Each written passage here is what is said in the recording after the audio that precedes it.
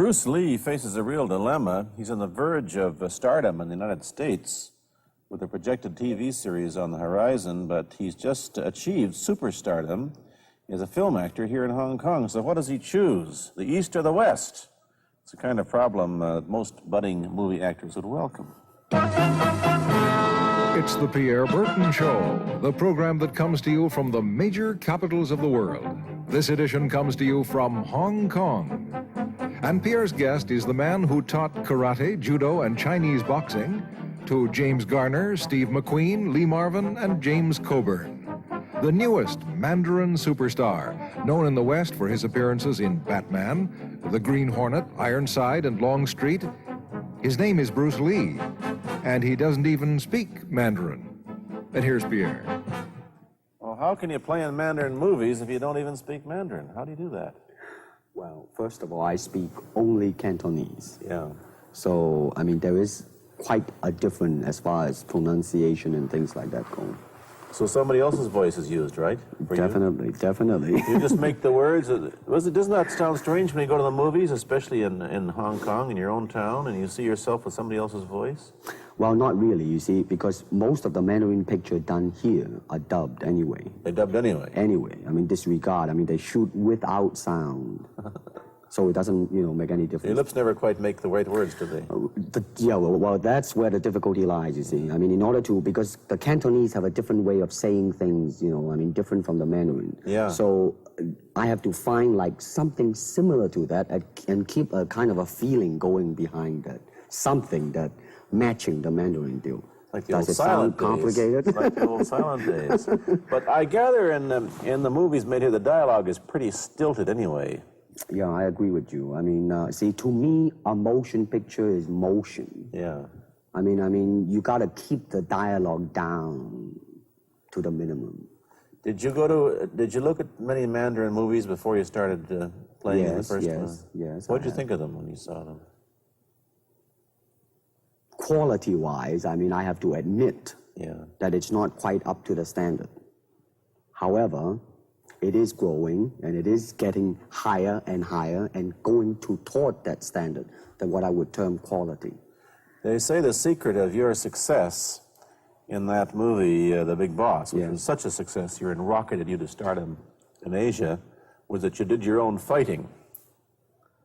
As an expert in the various martial arts in China, what did you think of the fighting that you saw in the movies that you studied before you became a star?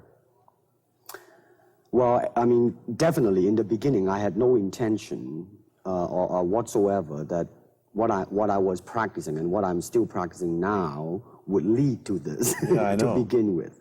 But martial art has a very, very deep meaning as far as my life is concerned, because as an actor, as a martial artist, as a human being, all these I have learned from martial art. Maybe for our audience who doesn't know what it means, you might explain exactly what you mean by martial art. Right. Martial art include all the combative arts like karate or karate, judo, Chinese kung fu or Chinese boxing, whatever you call it. All those.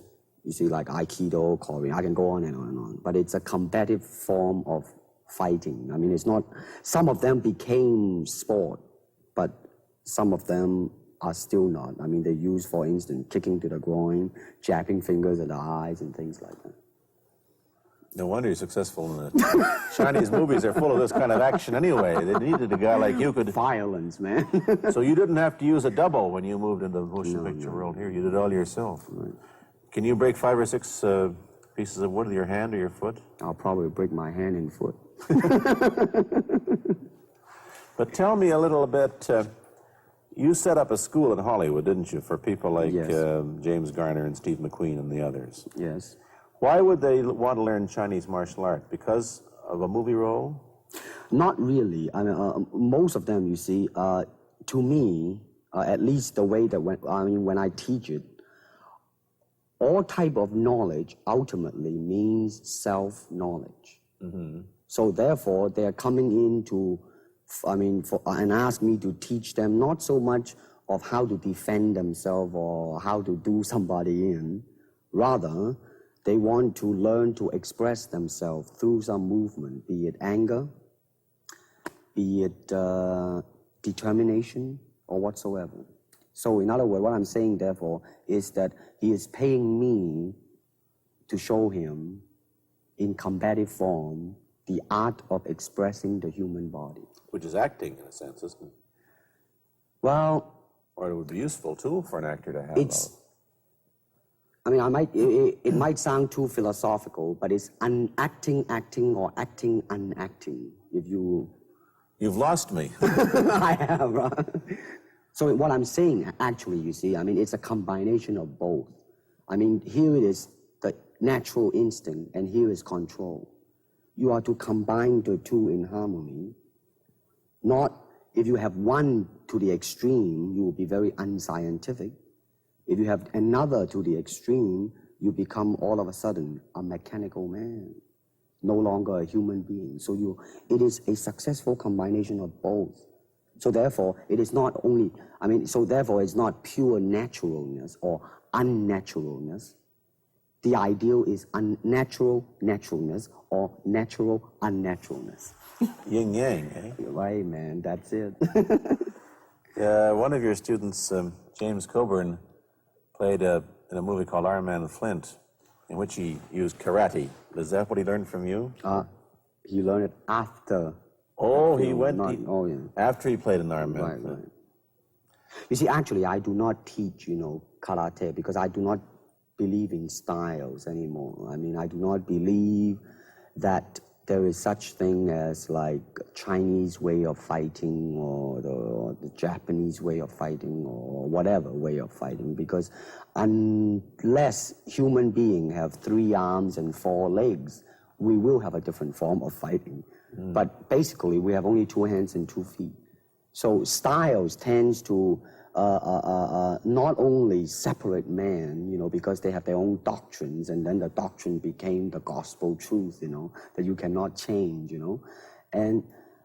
But if you do not have styles, if you just say, well, here I am, as a human being, how can I express myself totally and completely? Now, that way, you won't create a style, because style is a crystallization, that way, it's a process of continuing growth.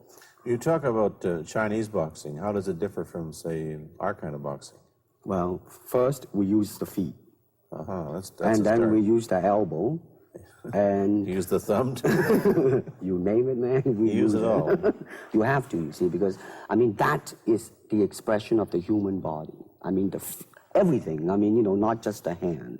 And when you're talking about combat, well, if it is a sport, now you're talking about something else. You have regulations, you have rules. But when you're talking about fighting as it is, rules.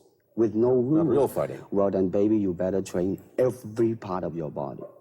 And when you do punch, now I'm leaning forward a little bit, hoping not to hurt any camera angle. You gotta put the whole hip into it and snap it and get all your energy in there and make this into a weapon. I don't want to tangle you in any dark that right now. You came at me pretty fast there. What is the difference between Chinese boxing and what we see these young men doing at 8 o'clock every morning on the rooftops in the parks called shadow boxing, which they're always... Well, actually, you see, that is part of Chinese boxing. Yes. There are so many schools, different Everybody here schools. seems to be, going like this all the time.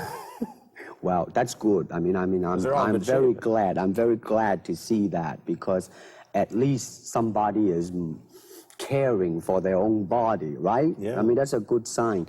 Well, it's a kind of a slow form of exercise, which is called Tai Chi Chuan. I'm speaking Mandarin just now. Yeah. Cantonese, Tai Chi Chuan, okay? I see. And it's more of an exercise for the elderly, not so much for the Give young. me a demonstration. Show me. Can you do a little bit of it? Just so that, the hand-wise is very slow. Oh, is it? And you push it out, but all the time you are keeping the continuity going. Bending, stretching, everything. Suppose, you just keep it moving. It's like a ballet dancer there. Yeah, it is. To them, you see, the idea is running water never grows stale. So you got to just keep on flowing. Of all your students, famous, James Garner, Steve McQueen, Lee Marvin, James Coburn, Roman Polanski, which was the best, who adapted best to this Oriental form of exercise and defense? Well, depending, okay? Now, as a fighter, Steve McQueen, now, he is good in that department because that son of a gun got the toughness in him. Yeah. I see it on the screen. I mean, he would say, all right, baby, here I am, man. You know, and he'll do it. Yeah. Now, James Coburn is a peace-loving man. I met him. Right? I mean, Yeah. you've met him. I mean, he's really, really nice. I mean, super mellow and all that. I mean, you know, I mean, now he appreciates the philosophical part of it. Therefore, his understanding of it is deeper than Steve. So it's really hard to say. You see what I'm saying now? I see. I mean, it's different. So that's, I mean, depending on what you see in it. Interesting that we don't, in our world, and haven't since the days of the Greeks who did, combined philosophy and art with sport. But quite clearly, the Oriental attitude is that the three are facets of the same things. Man, listen, you see, really, to me, okay, to me, ultimately, martial art means honestly expressing yourself. Now, it is very difficult to do. I mean, it is easy for me to put on a show and be cocky and be flooded with a cocky feeling and then feel like pretty cool and all that. Or I can make all kinds of phony things, you see what I mean? Blinded by it. Or I can show you some really fancy movement. But to express oneself honestly, not lying to oneself, and to express myself honestly, now that, my friend, is very hard to do. And you have to train. You have to keep your reflexes so that when you want it, it's there. When you want to move, you're moving. And when you move, you are determined to move. Not taking 1 inch, not anything less than that. If I want to punch, I'm going to do it, man, and I'm going to do it, you see. So, I mean, so that is the type of thing you have to train yourself into it, to become one with the, you think? Yeah, this is very un-Western, this attitude. I want to ask you about your movie and TV career, but first we'll take a break. Then I'll be back with Bruce Lee. I've been talking to Bruce Lee mainly about the Chinese martial arts, which include things like Chinese boxing, karate, and judo, which is what he taught when he was in Hollywood.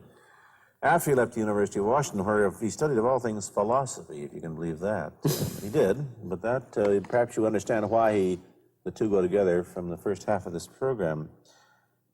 And you can perhaps understand how he got into films. He knew a lot of actors, but I'm told that you got the job on the Green Hornet, where you played Kato the chauffeur, mainly because you're the only Chinese-looking guy who could pronounce the name of the leading character, Britt Reed. I meant that as a joke, of course.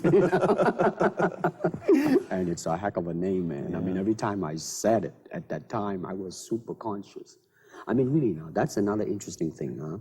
Let's say if you learn to speak Chinese. Yeah. And it's it's not difficult to learn and speak the word. The hard thing, the difficult thing, it's behind what is the meaning, what brought on the expression and feelings behind those words. Like when I first arrived in the United States, and I look at a Caucasian, and I really would not know whether he was putting me on or is he really angry, because we have different way of reacting to it. See, those are the difficult things, you see. It's almost as if you came upon a strange race where a smile didn't mean what it does to us. In fact, a smile doesn't always mean the same, does it? Of course not. Yeah, I just thought of that. Tell me about the big break when you played in Longstreet. I must tell the audience that That's it. Bruce Lee had a bit part or a supporting role in the Longstreet series, and this had an enormous effect on the audience. What was it? Well, you see, the title of that particular episode of Longstreet is called The Way of the Intercepting Fist. Now, I think the successful ingredient in it was because I was being Bruce Lee. Yourself. Myself, right.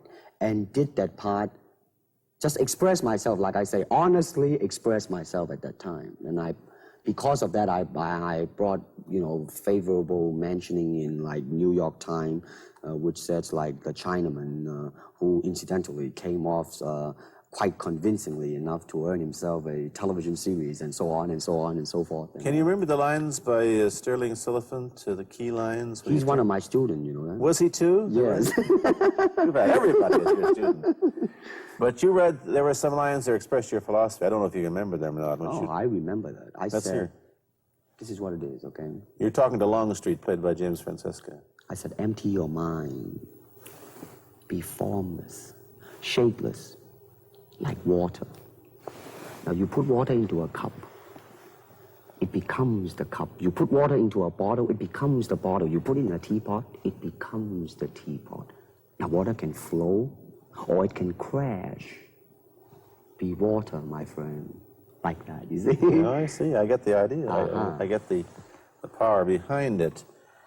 So now, two things have happened. First, there's a pretty good chance that you'll get a TV series in the States called The Warriors, in which you use what? The martial arts Well, in a Western setting? That was the original idea. Now, Yeah. Paramount, you know, I did Longstreet for Paramount, and Paramount wants me to be in a television series. On the other hand, Warner Brother wants me to be in another one, but both of them, I think, they want me to be in a modernized type of a thing. And they think that Western idea is out. But Whereas you would use, you want to do the Western, eh? I want, because you see, I mean, how else can you justify all these punching and kicking and violence except in that period of the West? I mean, in nowadays, I mean, you don't go around on the street kicking people or punching people. Because if you do,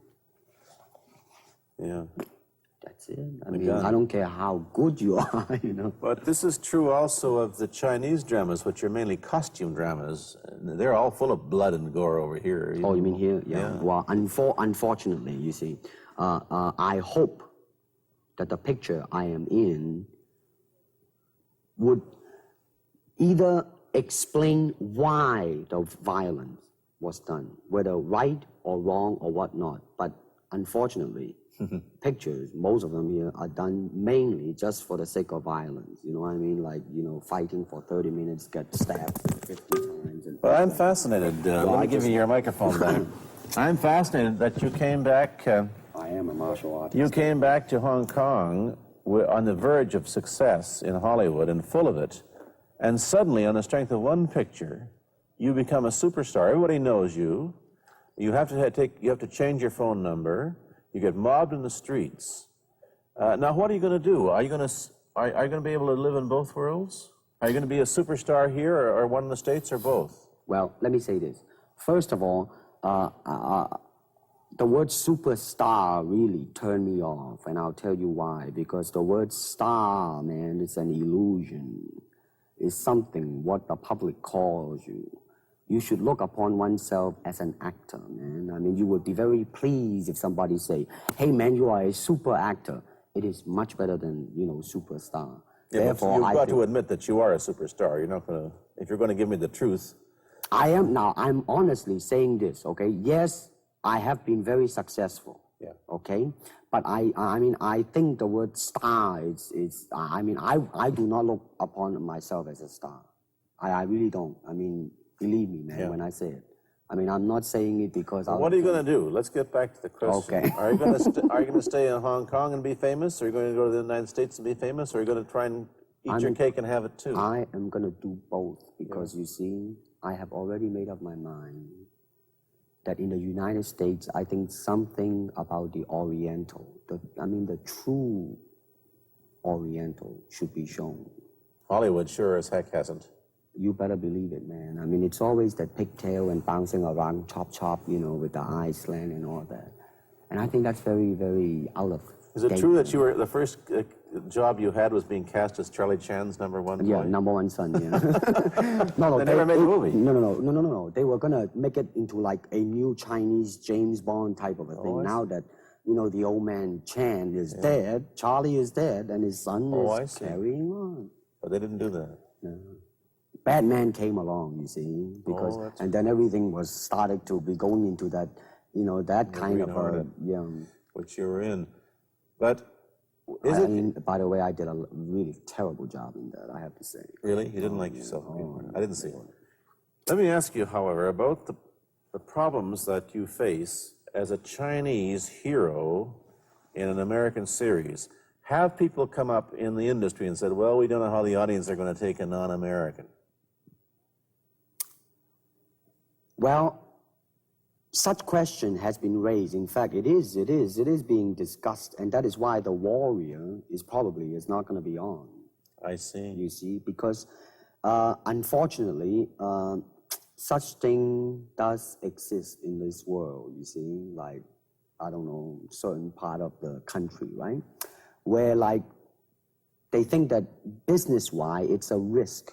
And I don't blame them, I mean, in the same way, it's like in Hong Kong, if a foreigner come and became a star, if I were the man with the money, I probably would have my own worry of whether or not the acceptance would be there. But that's all right, because if you honestly express yourself, it doesn't matter, see?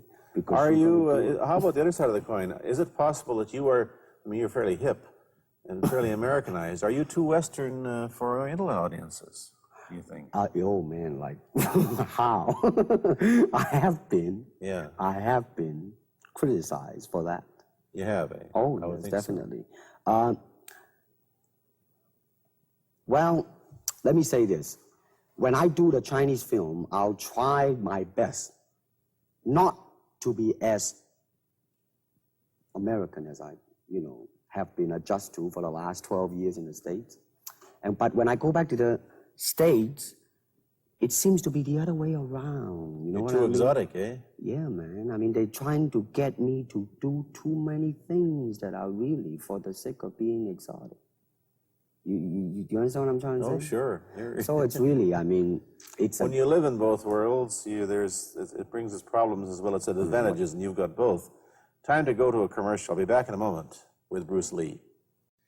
Let me ask you whether the change in attitude on the part of the Nixon administration towards China has helped your chances of starring in an American TV series. Well, first of all, this happened before that. Yeah. But I do think that things of Chinese will be quite interesting for the next few years. I mean, not that I'm politically, inclining toward anything. No, I understand what I'm that. saying? I'm just wondering. But I mean, once the opening of China, that it will bring more understanding. Yeah. More things that are, like different, and maybe in the contrast of comparison, some new thing might grow. So therefore, I mean, it's a very rich period to be in. I mean, like if I were born, let's say, 40 years ago, Yeah. if I have a thought in my mind, I said, boy, I'm gonna star in a movie or star in a television series in America. Well, that might be a vague dream, but I think right now, maybe, man. You still think of yourself Chinese, or do you ever think of yourself as North American? You know what I want to think of myself? As a human being.